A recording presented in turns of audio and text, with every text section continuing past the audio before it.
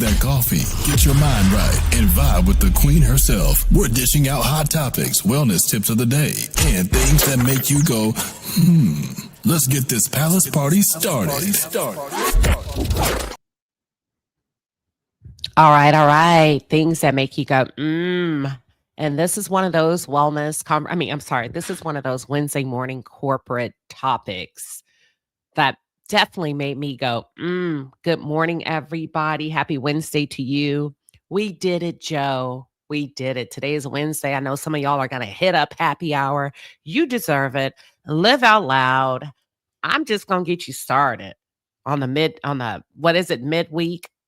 work week, ensuring that you all have a good morning segment. So this is what we do over here on Wednesday mornings. We host a corporate segment where we talk about all things corporate America, honey.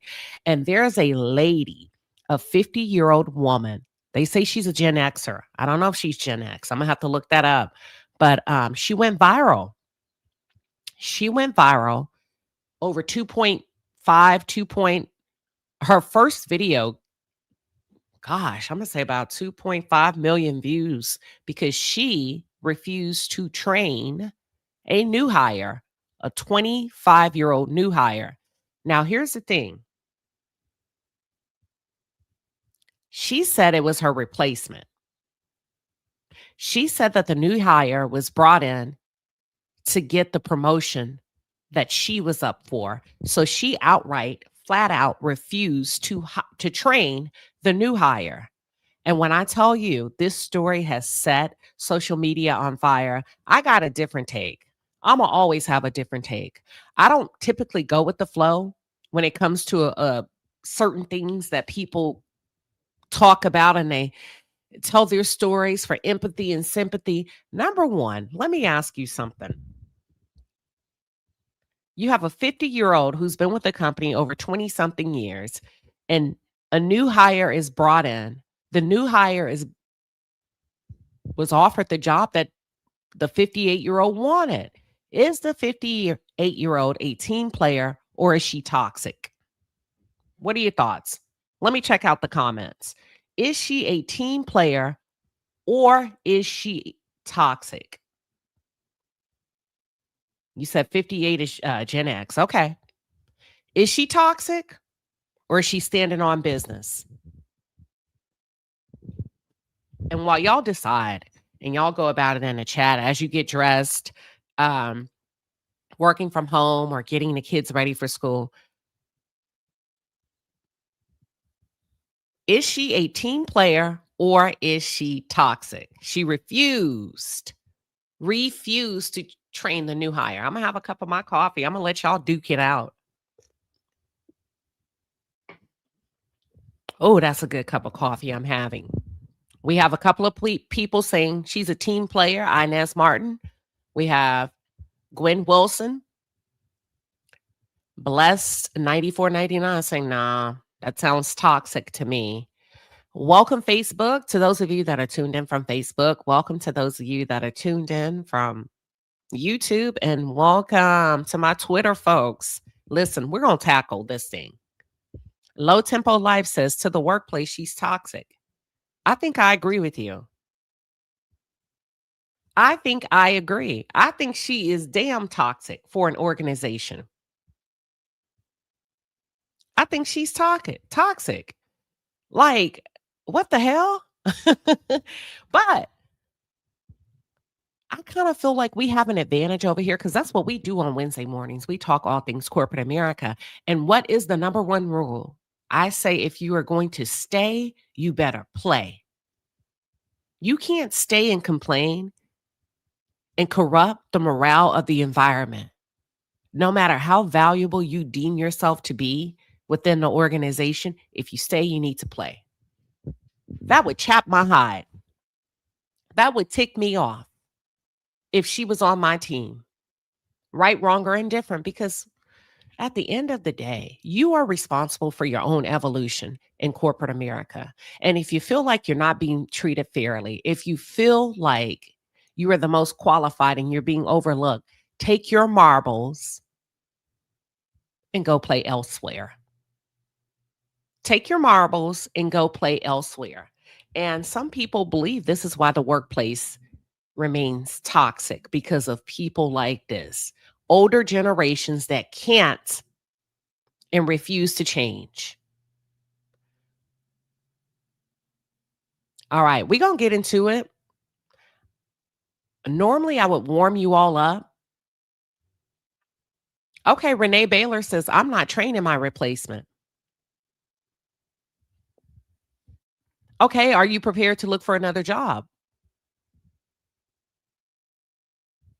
Are you prepared to look for another job?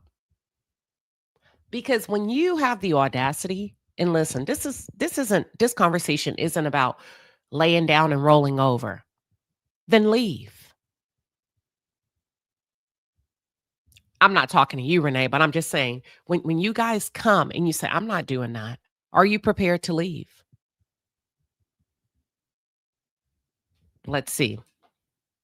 If you were asked as a senior employee to train a new hire, the new hire is coming in and they've been offered the job and or the promotion that you think you deserve, would you train them? Pisces says, yes, the older generation doesn't want to do the work to get promoted and then get mad when someone younger gets promoted. All right, we're going to take a look. We're going to jump right into it. Let's follow this lady's story. And what I'm going to do throughout the live, I'll pause it and give my take in real time. Give me 1 second.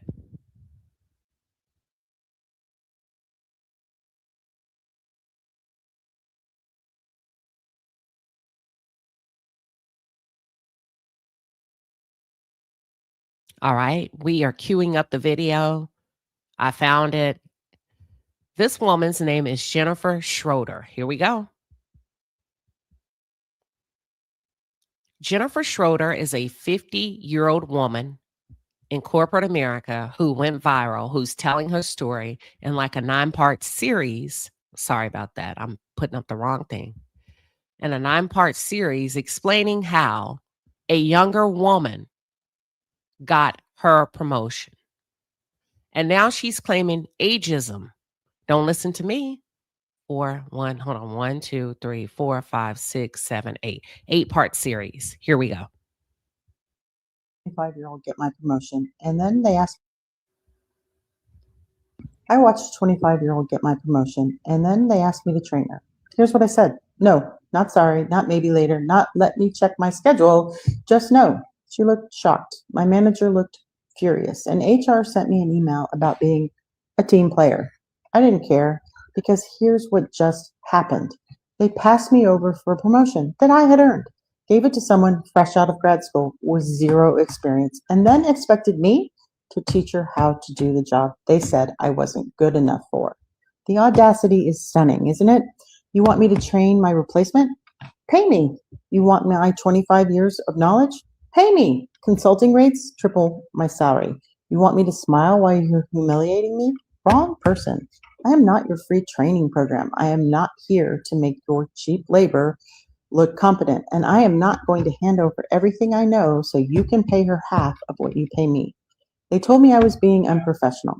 I told them I was being appropriately compensated for my expertise, or I wasn't sharing it, and they said I wasn't supporting the team. I said the team didn't support me when I asked why I didn't get the role. Silence.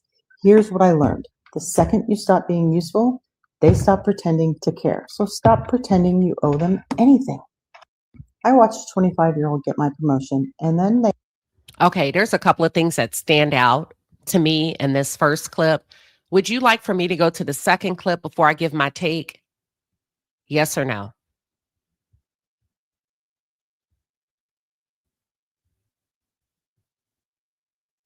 There's a couple of things. She said, I watched her get my promotion. Okay, go to the second clip. All right, let's go to the second clip. I watched a 25-year-old.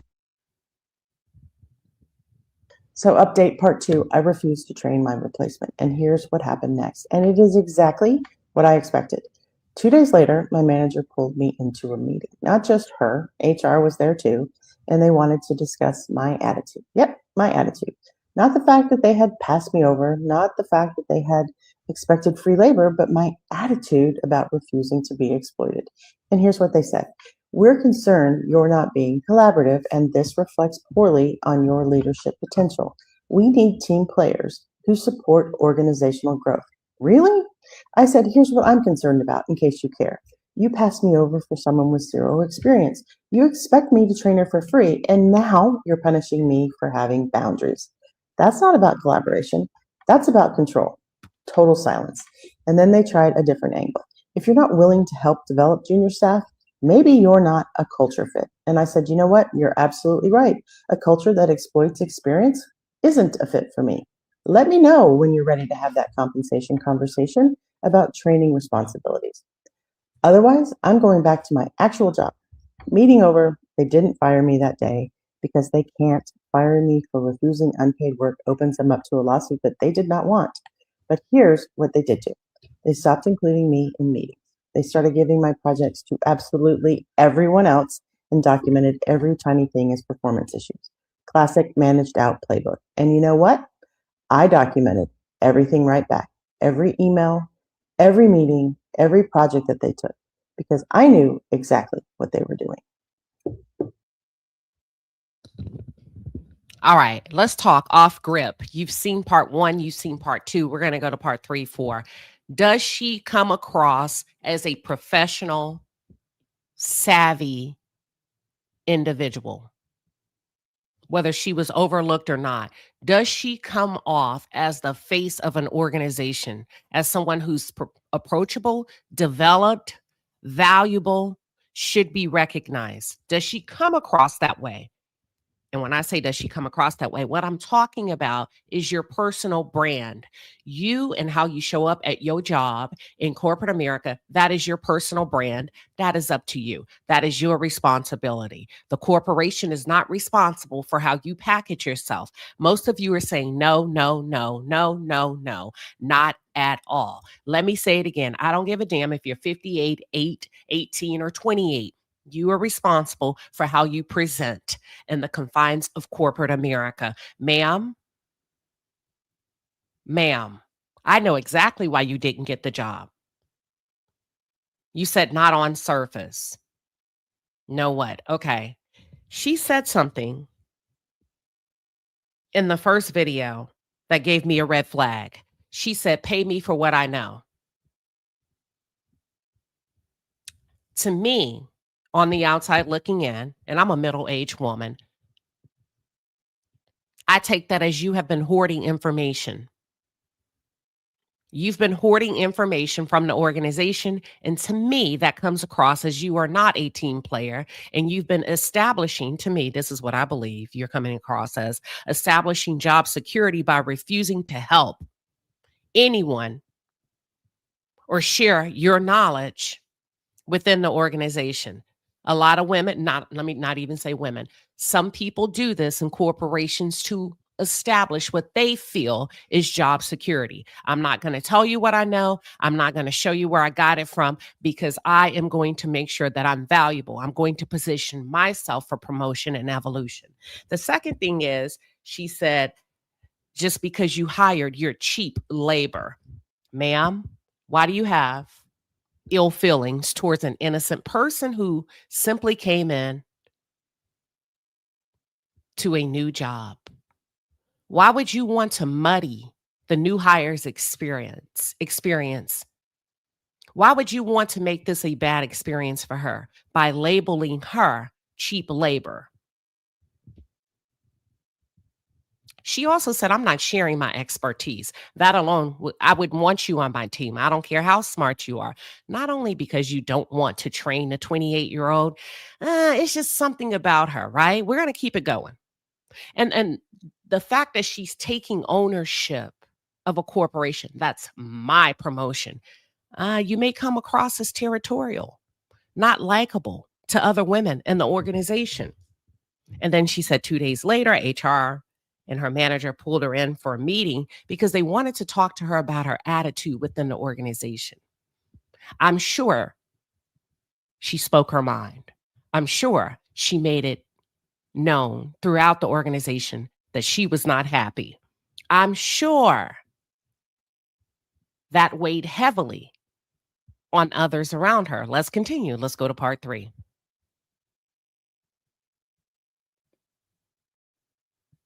So, update part 3. I refused to train my replacement, and here's pretty much how that ended.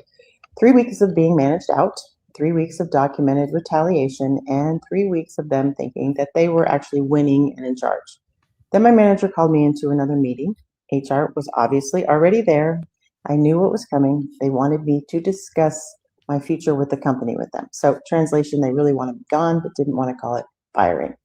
My manager started with that crap about, we don't think this is the right fit anymore. We're concerned about your ability to collaborate, and we think it's best if we part ways. And I said, okay, so what's the severance package?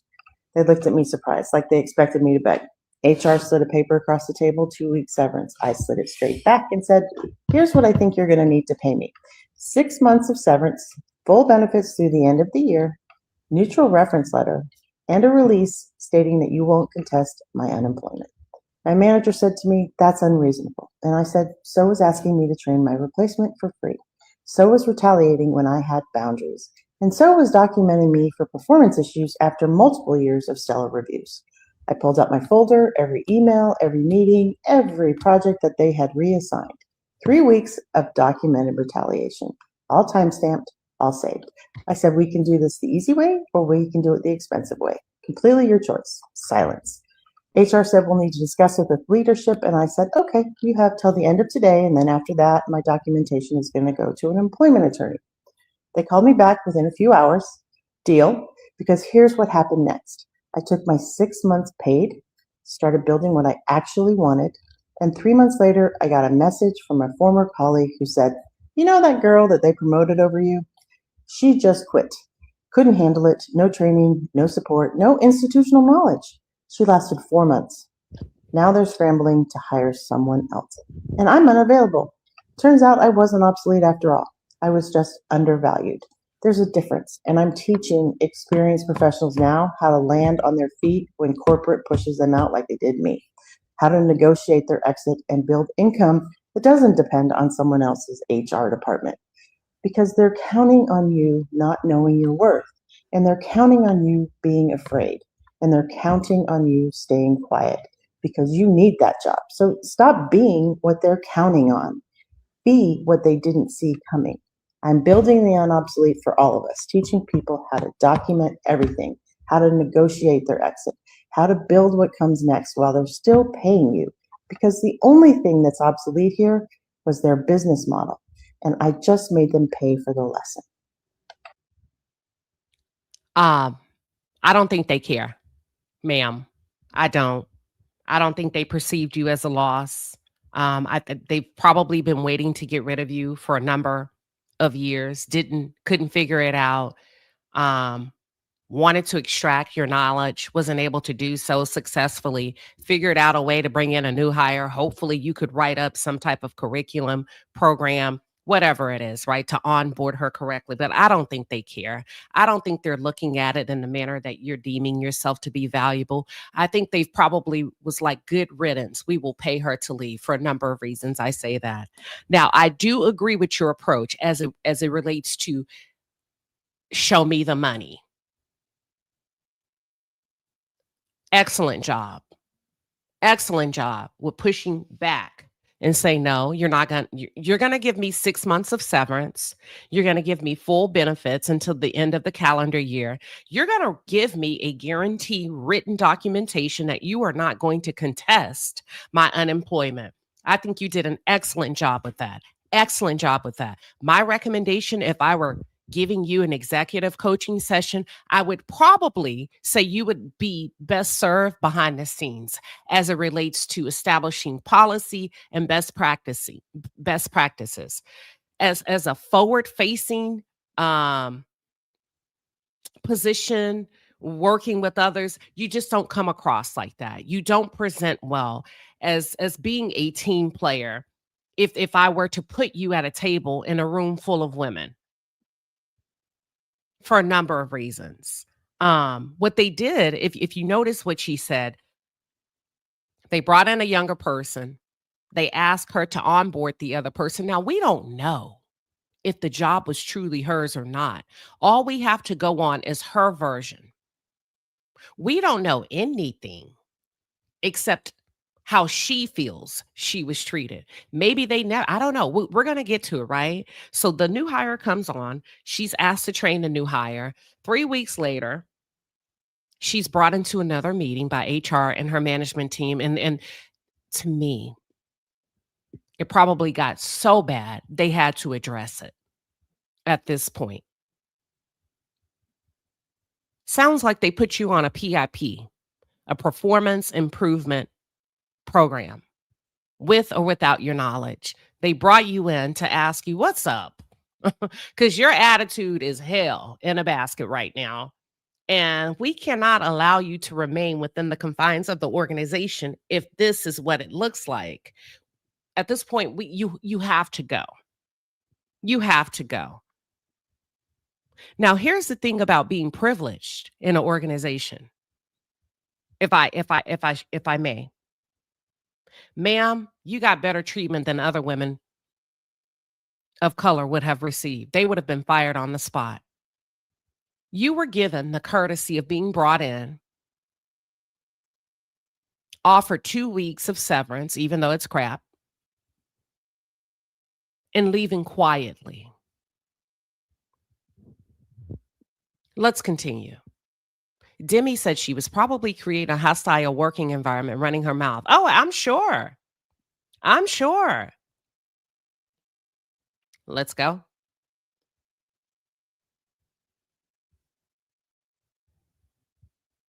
When I walked into that severance negotiation with my folder, I think they knew that they were screwed. Here's exactly what I documented and how. The second that they started managing me out, I opened a folder on my personal device. And it was my phone at the time. It wasn't a work computer, it was personal. And I started saving everything. First thing I documented was the timeline.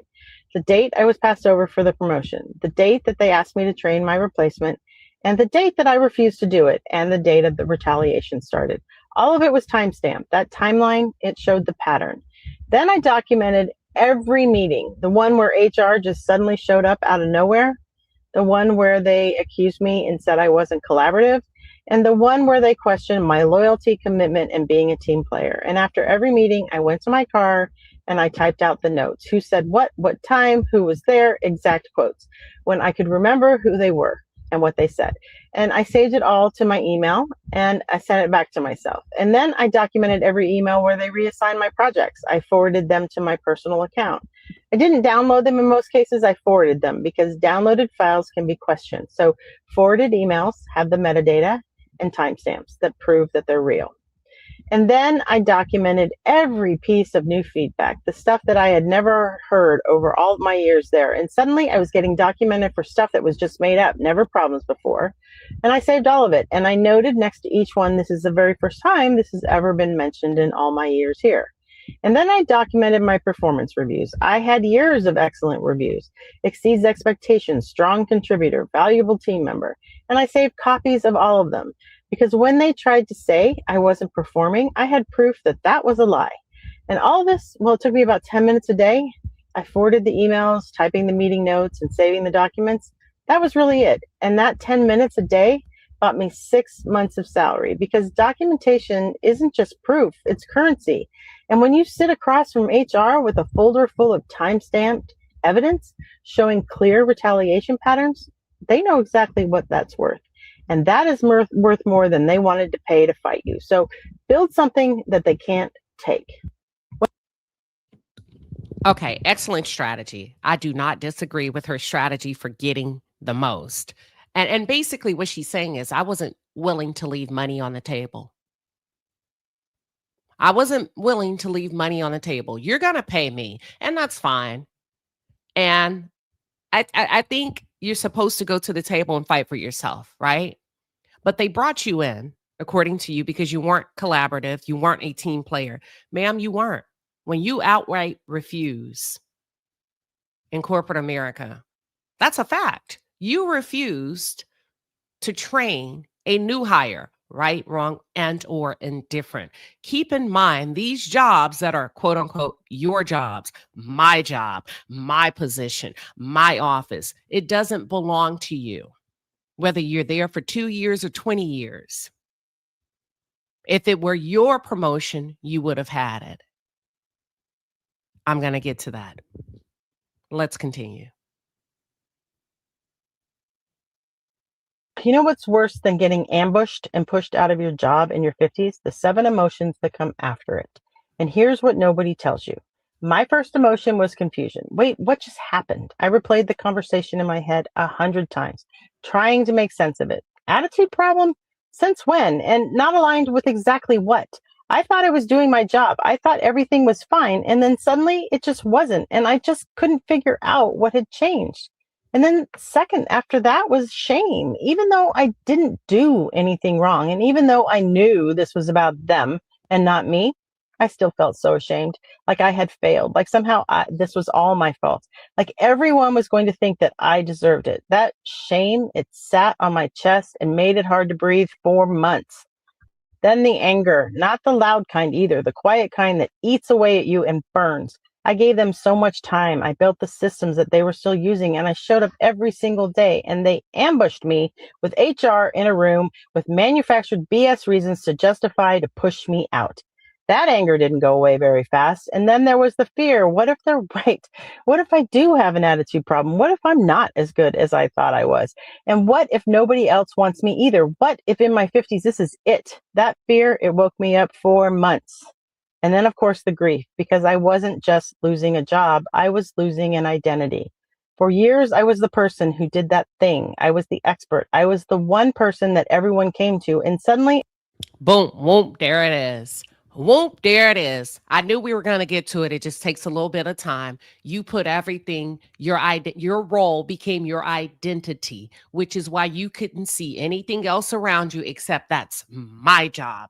This young, cheap, da da da da. And to be honest, the way you talked about the 25-year-old, you would think that she was having an affair with your husband because you described her as cheap. If you know what I'm getting at. A cheap young thing. It became very personal, too personal, and almost uncomfortable when she initially started off telling her story. Okay. And that put a bad taste in my mouth because this series, and she's gotten a lot of support. Let's be very clear. But this series would have really landed had she remained a particular level or established a particular level of being professional. Let's continue. I wasn't. And I just didn't know who I was without it. And then the last one, the betrayal. They knew the whole time I was sitting in meetings, the whole time I was finishing my projects, and the whole time I thought I was part of the team. They'd already decided I was out of there, and they smiled all the way through it. That betrayal, that sat different than the anger. It was colder. And then after all the emotions cycled through, after I cried and raged and spiraled and panicked and I felt nothing, I went through the motions. I updated my resume. I told people I was exploring new opportunities when I wasn't. I smiled when people asked how I was doing, but I was doing horrible. And inside, I was just numb. And then one day, months, almost a year later, I felt something new, and that was clarity, because those emotions, well, they finally started to settle. And I realized something. They didn't push me out because I wasn't good enough. They pushed me out because I was expensive and because I had boundaries and because I pushed back and asked questions. And that clarity, well, that's what led me to start building what came next. So if you're in those emotions right now, the confusion, the shame, the anger, the fear, you are not broken. You are grieving. And on the other side of that grief is a version of you who doesn't need their validation anymore. I know, because I'm her. So build something for yourself that they can't take. All right. Well, she has a few more. Let's plow through them. Here's a 5-step plan that I'd use if I knew they were pushing me out of my job in the next 90 days. First, I'd stop trying to save the job. It's done. So start documenting everything, every vague criticism, every moved goalpost, and every time they gave someone else a pass for what they're trying. I'll come back to that because now she's talking strategic, right? I'll come back to that. And she's exactly right. And we talk about that. If you've been following this segment on Wednesday mornings over here, you already know the clock starts ticking, not only when you refuse to hire somebody or when you counter. Let's just say you went out and applied for a new job, and that company or that corporation is offering you 10 to 20,000 more, and you come back to your organization, I'm going to leave if you don't pay me more. They're saying, please don't go. We're going to pay you more. The clock starts ticking. Anytime you put the house in an unfavorable position, the clock starts ticking. The house always wins. That's it. Nobody cares about how you feel. Oh, why are you being so straightforward? Because you need to know. Leave your emotions at home. If you're going to stay, you better be prepared to play. She made a lot of mistakes. She said after a year of being pushed out, it finally occurred to me, they didn't push me out because I wasn't qualified or I wasn't talented. They pushed me out because I tend to push back. Ma'am, you became a problem in the organization. You became a problem. As the world turns and as the company began to change and more young executives began to get these higher level positions, you became a problem. You refused to pivot. Is that right? Is that wrong? I don't know. I'm just calling it out. You became an issue. You became a pain point, and they needed to solve the problem. It doesn't matter if the new hire quit. It doesn't matter if the new hire didn't have experience. She could have learned. She would have learned. But you created such turmoil, such criticism around. Think about this. You get a new job, whether you're 25 or 52. You're excited. You're jumping for joy. It's the most money you've made. And you get a person like this that refuses to train you, and you have nothing to do with nothing. I think maybe the first or second week after getting the job, the 25-year-old started to look for another job.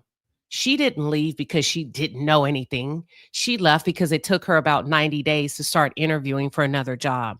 We don't know if the new hire was qualified or not, because this is the 58-year-old's version of things. And most people, when they tell a story, they tell a version that benefits them. So we don't know what the 25-year-old did or didn't do, but we know the 25-year-old had enough development and professionalism about herself to leave quietly. We know she didn't disrupt the organization like the 58-year-old. Now, this is her spin on things. Oh, she left because she was a cheap hire. What? Listen, that's when you became, I could not credit this lady for her story, because why attack the new hire?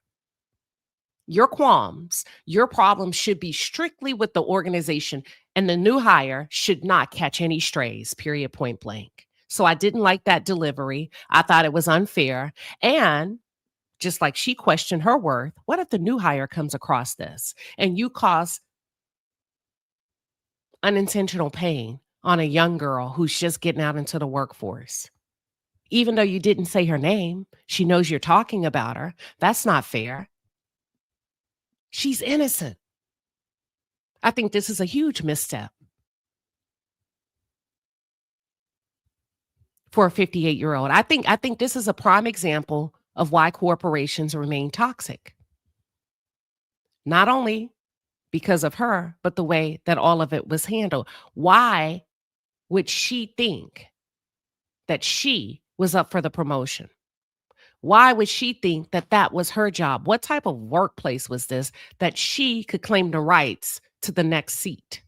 That she could have that type of dominant energy in a workplace for 25 years where she told herself, I'm getting that seat because I've been here for 25 years. Let me ask you this. Does the promotion go to the person that's senior or the person that's qualified? Are we still doing seniority? And that's what I think.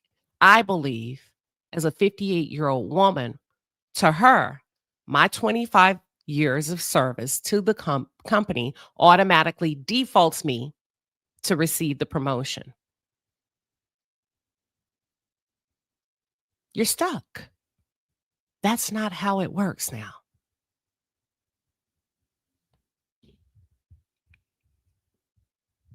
That's not how it works. So y'all are saying, Renee said she was married to the job. Absolutely. To death do us part. To death do us part. Should be qualified.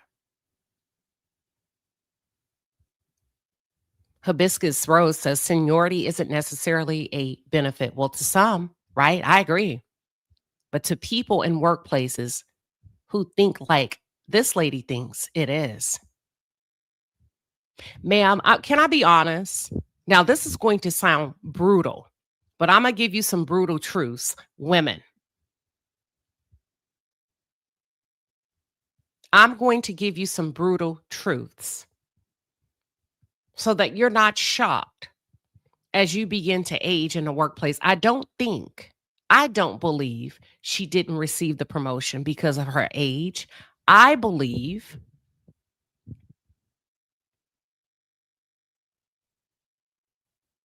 Brandy Marie, 2545, hit it spot on. Maybe her appearance and personality played a role in her not getting the position. Ma'am, I'm on the outside looking in. I'm on the outside looking in. I believe you didn't get the promotion because of your appearance. I believe you said consulting. Consulting means you sit in front of customers, corporations, and you present the best strategy for success. One of the most important strategies for success is your appearance and how you show up. Notice I didn't say your weight, I said your appearance. Why would you say that? Well, you knew you're not at work now, right? You're formulating your own strategy. You're teaching others about success. And you turned on this camera for 7 episodes.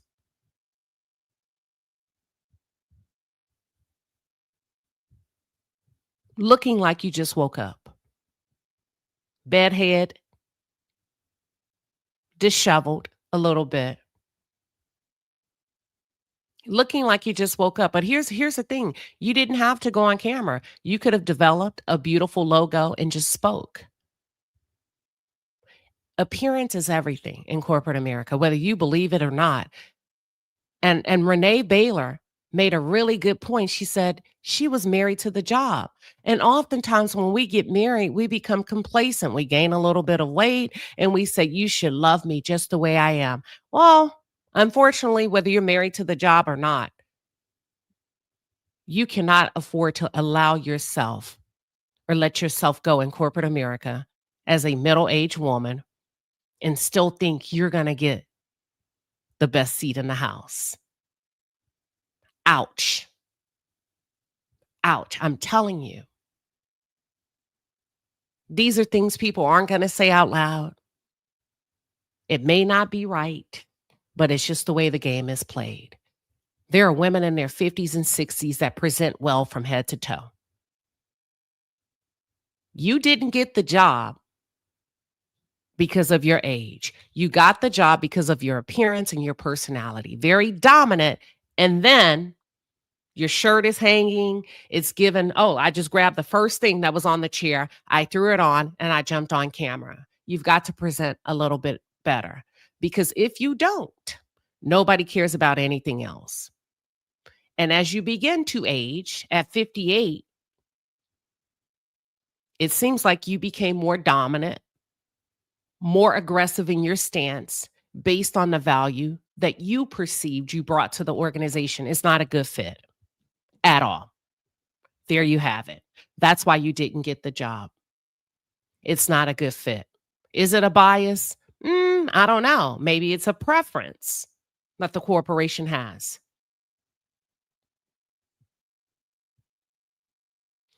Jobs want you to look good, no matter what age you are. Your appearance says a lot about how you feel about yourself. If you show up as if you just rolled out of bed, I don't care how smart you are. I don't see the value in that. As a VP, I don't want you in client-facing meetings. I don't want you leading that presentation. Give me somebody else that I can work with, because we need to what? Look the part. And that's why they pulled you in to teach the young girl. Oh, we can stop there. We can stop there. I'm just telling you, Forbes did a study on men and women in the workplace, how salaries were divvied out in the workplace. And what they came to find is that women who were thinner often made more money. Men who were more round or heavier were perceived to be more intelligent than men who were leaner. You don't give that. You don't give that. There's ways I believe she could have stood up for herself that could have been a bit more palatable, because she said, I understood when I said no, that the clock was ticking. Why have a duel on your way out the door? You know you're on the way out the door. Why not close the door quietly? Why not close the door quietly? Therefore, if there was a situation, right, where this young girl, and I'm sorry, ma'am, you seem to be more focused on her age. That's also ageism. That you felt like she wasn't qualified because she was younger. That's a bit of bias and prejudice. You negated anything that she brought to the table because of her age. You called her cheap. That's not fair. That's not professional. I probably wouldn't come to you to teach me anything because you still have a chip on your shoulder. That's all I'm saying. You can be capable. You can be smart. You can have all the knowledge in the world and remain with a job for 20 plus years. But if you let yourself go and you become mean and overbearing and dominant, eventually it will become a situation where they don't want you there anymore. You become a sore spot to the organization. On top of your appearance, now we have to deal with your freaking attitude.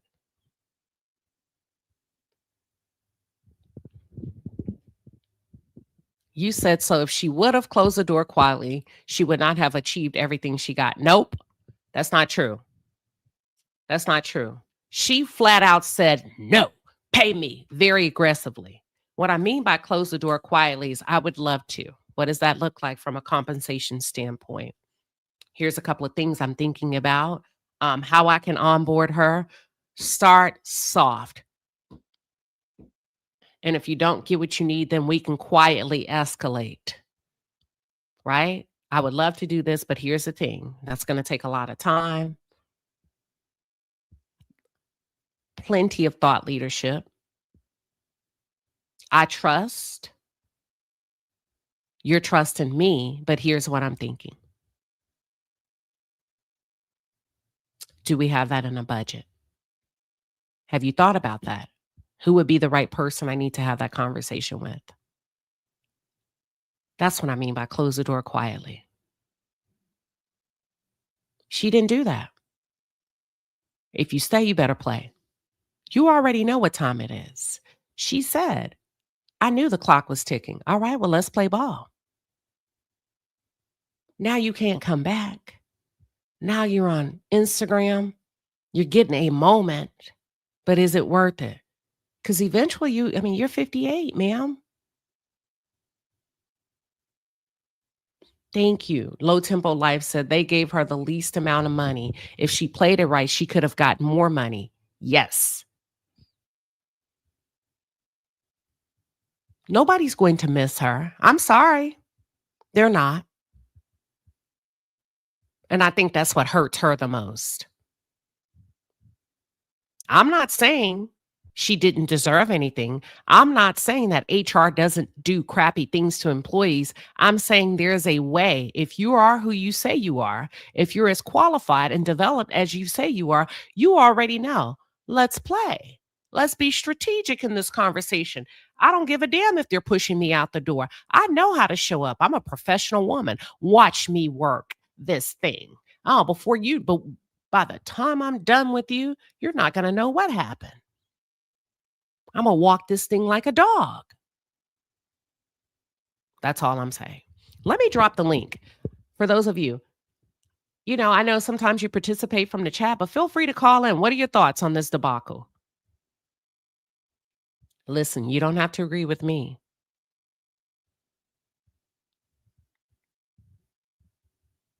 That's an old way of thinking. When you all say, oh, that's not in my job description, you automatically tell your age. You automatically tell your age and your way of thinking, and whether or not, nobody says that anymore. Nobody says, oh, that's not in my job description. Because you understand that there's various ways to being promoted. Sometimes they send you stretch opportunities, things that are not a part of your job. Hey, I have a project I would like to throw you on. It involves onboarding a new hire. Are you up for it? Sometimes corporations don't just give you something and pay you for it. They have to test you in the role. Yeah, I've worked plenty of projects that were not a part of my job description. Collaborated with matrix partners in different parts of the organization. It was a pleasure for me to be pointed to those projects, and they were not paid. That's where you volunteer to get a lot of experience, to get more experience, to become valuable, so that your boss, your senior director, can go to the table and fight for you to get a raise, to receive a promotion. You got to help them help you. That's all I'm saying. You got to help them help you. They have to create a business case for why they're asking for the raise. They can't just go in and say, give it to her. Here's some of the things she's done over the past 6 to 9 months. I asked her to train a new hire, and she served as a preceptor for 3 months. She did this, he did that, blah, blah, blah. You don't understand the game. What questions do you have? Do you feel, nope, there's nothing you're saying, Queen Sheba, that lands with me.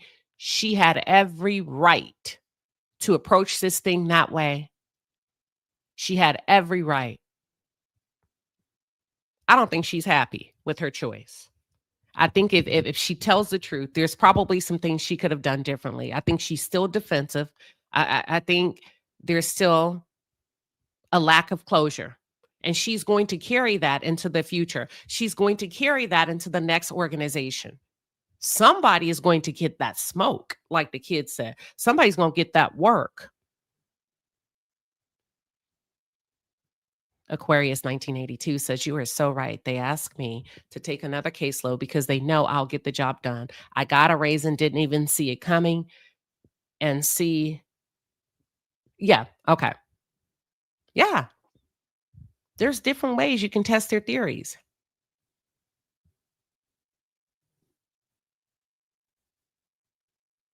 Bless said, who's going to hire her after seeing this?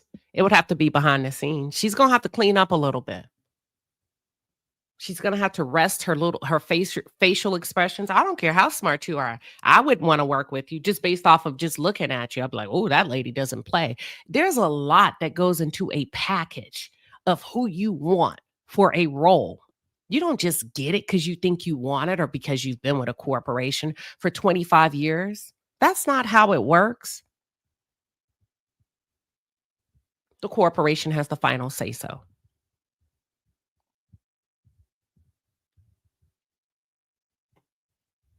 Let's see what you all are saying.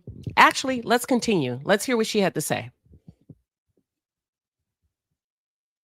Trying to nail you for. And then I would forward every positive review, every thank you email, every piece of proof that you were good at your job to your personal email. And I would do that tonight before they restrict your access, but check company policy first. Then I'd start the job search immediately, but don't tell a soul at work. Not your work bestie, not the person in the cubicle next to you, absolutely nobody. Then get an employment attorney on speed dial, not to sue yet, but to know your rights and what evidence you actually need if this is going to go south on you. And then I would build your exit leverage. Document every resource that they denied you, every unclear directive, every time the rules change. Because when they do push you out, you're negotiating severance with receipts.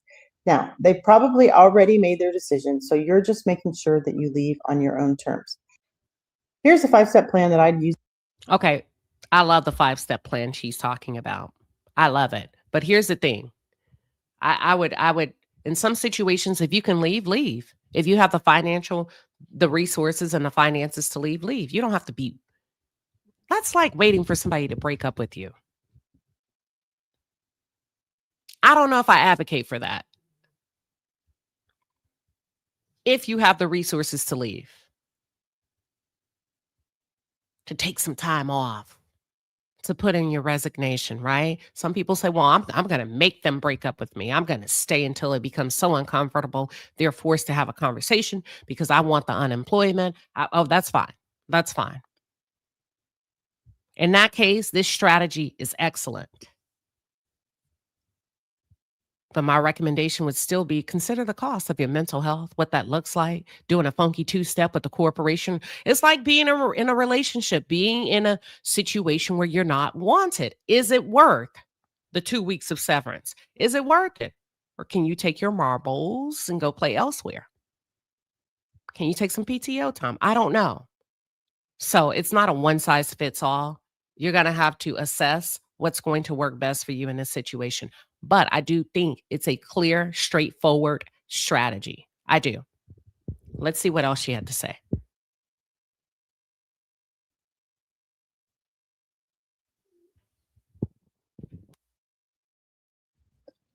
When you say no at work, they don't just punish you. They make an example of you, so everyone else stays scared. So when I refused to train my replacement, it stopped being about me. They needed everyone to see what happens when you don't comply. So suddenly colleagues stopped talking to me, not because they were mad at me, but because they were afraid of being associated with me. Management made sure everyone knew I wasn't a team player. Attitude problem? Not aligned? They didn't say it in a meeting. They said it in one-on-ones with other people, in casual conversations, in other people's performance reviews. You don't want to end up like Jen over there. Make sure you're being collaborative. I became the cautionary tale, the warning, and it worked. I watched people get asked to do things that weren't their job, things they should have said no to, but they said yes, because they saw what happened to me. And that's the strategy. They make your refusal cost you so much publicly that everyone else learns. Comply or become the example. Here's the thing. I don't regret being the example because someone has to show people it's possible to say no. Someone has to prove you can survive the punishment like I did. If you say no and now you're being made an example of, good. Be the example they didn't want you to be. The one that shows people you can say no and live. Follow the unobsolete if you're ready to be the example instead of the warning, and build what they can't take. I don't like how she's building her brand, but it ain't none of my damn business how she's building her brand off of negativity. And ma'am, I feel like you're getting high off of your own supply. The fact that you would think that everybody else in the office is only taking assignments because they saw what happened to you is a bit arrogant. It's a bit self-serving. It's the story you tell yourself. The fact that you deem that you're being discussed in everybody else's one-on-ones, that you're being made a fool of, and you put yourself in that position. You openly made it public on your job that you would not. You said, I refused. Exactly. You have no idea what they're saying in their performance and their weekly one-on-ones. And the fact there's a little bit of arrogance here. And I get it. Whatever you need to make yourself feel better. But I would be careful. I would caution you to be careful on building off of anger because it's not going to be sustainable. You remember I said she still has a bite to her. If you're going to coach and go into consulting, and teach other women how to empower themselves, you got to take the edge off. It needs to be a beautiful encounter. It needs to be empowering. It needs to be a little softer.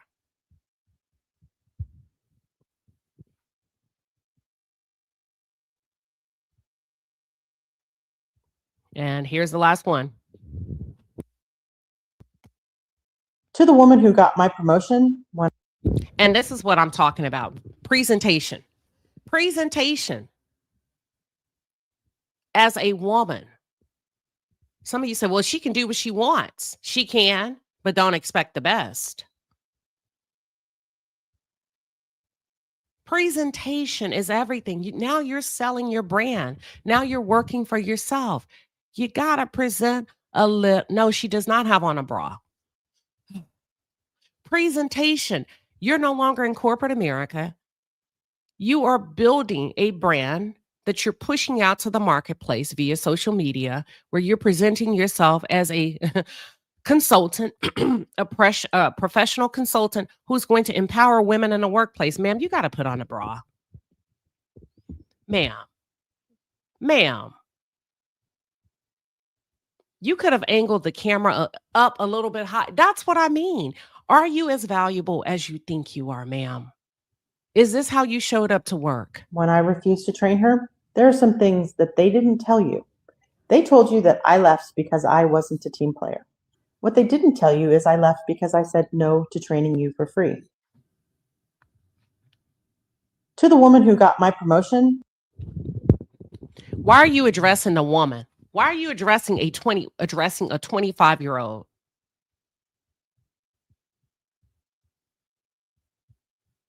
She's not in relationship with you. She did not steal your man. Yeah, I would have let you go too. when I refused to train her, there are some things that they didn't tell you. They told you that I left because I wasn't a team player. What they didn't tell you is I left because I said no to training you for free. That's what not being a team player actually means. They didn't tell you that the promotion isn't a promotion. It's my job, the one I built for years with no raise for you, just a better title. And they didn't tell you why they needed me to train you, because that job has no documentation, no processes written down, no roadmap, just years of institutional knowledge that walked out the door with me. And they didn't tell you the job is actually 3 jobs that they. Did you hear her? She said there's no processes in place, just years of institutional knowledge. Ma'am, you hoarded the information so that there would be no processes. You manipulated the knowledge. You withheld it for years, and it backfired on you. I see you, caller. Give me 1 second. They split my work between you and 2 other people after I left. And they're paying you for one. And they didn't tell you that you weren't the first choice. I was. For that promotion, for 3 years, they dangled it in front of me, and then they gave it to you when I became a problem. And they didn't tell you what So you were a problem before they looked for somebody else. happened 4 months after you started. You quit because the job, well, it was too much for one person. It was too much when it was my job. That's why I had boundaries. And that's why I said no. They didn't tell you about the colleague moles and the people being extra nice while reporting everything back to management. You'll figure that one out. And they didn't tell you the same pattern they ran on me, they're going to run on you. But you said she's gone. Ma'am, you're too fixated. Let's go to the caller. Welcome, a new me. What are your thoughts on today's conversation? I feel like I just want to say thank you for doing this video because it's a reminder for me to remember that a parent, it is a big thing. I'm trying to transition back into the corporate world. I am a city bus driver, and I'm trying to mentally prepare because I know that I'm going to have to play work politics, and I'm going to have to be mindful of things and be strategic. I think that I have a lot that I want to say as far as also like we have to make sure when a job wants to fire you, make sure your finances are okay. So you know what I mean? So you can go to something else. You can go to something else you might have love, like a passion. Like I want to like talk about too many things, but I'm not gonna do that.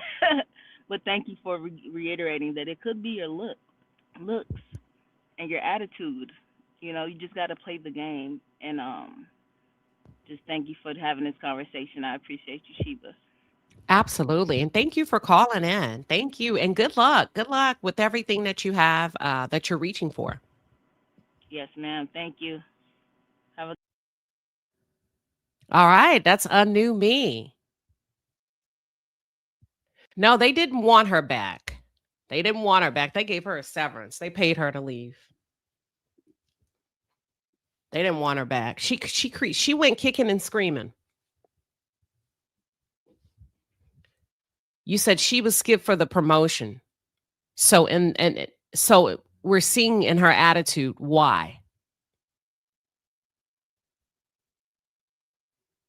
Lies and More Lies said, well, the way she's talking, she was prepared to walk away or be fired. It didn't matter, but you don't have to do it in that manner. You don't have to pick a fight with an innocent employee who's 20 years your junior, 23 years your junior.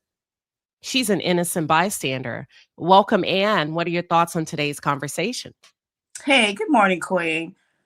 First thing I guess I'd like to say is don't ever think you're indispensable. Do not ever think that you can walk into a corporate environment and tell them what you will and will not do, because you will FAFO quickly. And the other thing she kept talking about, I wanted to point out, is she kept referring to the new person as cheap labor. I would be careful with that, because I think since COVID, there's been a war on talent, and you'll be surprised to find out what new people are being paid. It could be equivalent to what you're making and sometimes higher. And sometimes they're negotiating, getting more time off, sick leave, whatever the benefits are. They are coming in the door negotiating. So don't make that mistake and believe that they wouldn't hire someone at a lower salary, because that is not always true. And then there's this thing called succession planning. So when you've been in a position for a long time, I implore you to read your job description, because there's fine print that says other duties as assigned, and that may include training. So, of course, if you've been there a long time, they're going to look for you to train the next person, because you're going to eventually leave. And that does not warrant more money. That is an expectation. That is part of your job. So that's all I wanted to share. Excellent, excellent advice. And thank you. And I'm so glad that you talked about, listen, you can't just go in demanding money because you're offered a stretch opportunity. What would you say? What would be the appropriate way to turn down an opportunity that someone thinks or feels that they should be paid for? How should they approach that? I don't know if you're walking in. I think, first of all, know the culture of the company you work for. There are some organizations where you can go in and freely have that conversation. I think it's more in the way you approach it. And I'm one that likes to ask a lot of questions, right? So what is it you expect for me to do? Why did you select me to train the person? What are you looking for me to share? What does that knowledge transfer look like? Right? And then work into that conversation. Is there a dollar opportunity for me? But I think it's approaching it more from a standpoint of, I'm trying to understand, and I want to collect all of the information so that I can, it may be, hey, I don't think I'm the best fit for it, and this is why. Or I'm overwhelmed with my other work. I don't have time to do it. But you can't just come out and say you're not going to train someone. If that's the case, you probably need to pack your bags and work for yourself, because it is a corporate environment, and that's an expectation.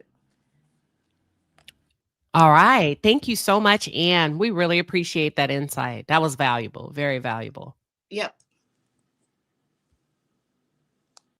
All right, everybody. That was Anne. Listen, the callers are calling in with some really good recommendation and advice. And as you can tell, we have just a very diverse array, diverse array of thought leadership here. Inez says, I'm listening from the bushes. Yeah, we know some of you are at work and you can't call in, but we hope that today's segment has been helpful for you. 58-year-old woman who's a Gen Xer refused to train a 25-year-old. And not only that, she was very loud about it, to the point we had to ask, are you a team player or are you a toxic employee? Because some of you are toxic. I asked that question weeks ago. Are you the toxic employee? And we had one person. All of you said no. All of you perfect Patties and perfect Pete's said, nope, not me. Not I, said the cat. Not I, said the dog. I'm the perfect one. And we had one person says, I'm the toxic one. I am the toxic one, but I'm working on it. And I thought that was so beneficial. And that was funny. So where are you seated in the organization as it relates to, are you a team player or are you toxic?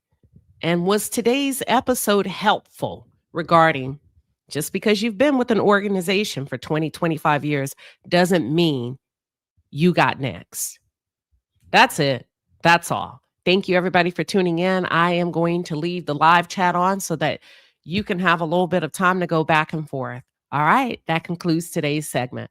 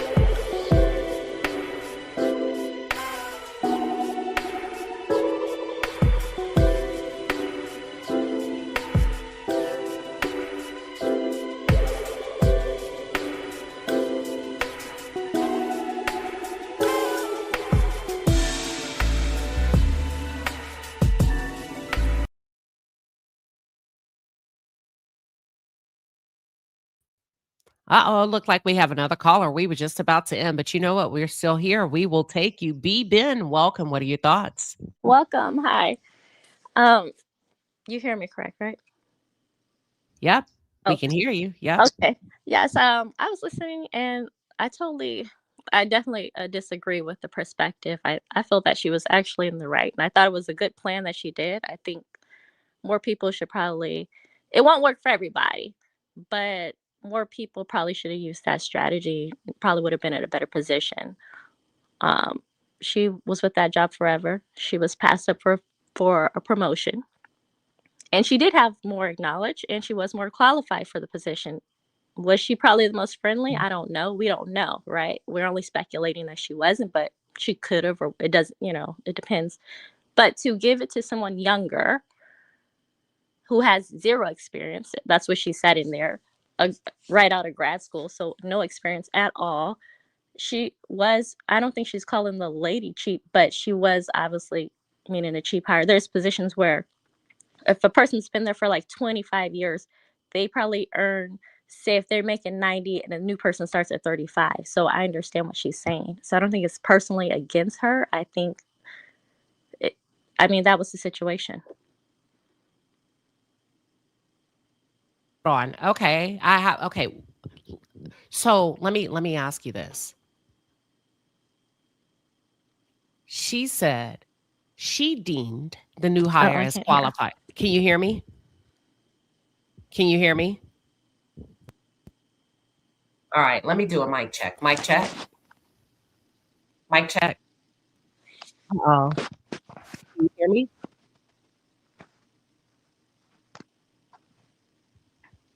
Let's see. Can y'all hear me? Uh-oh.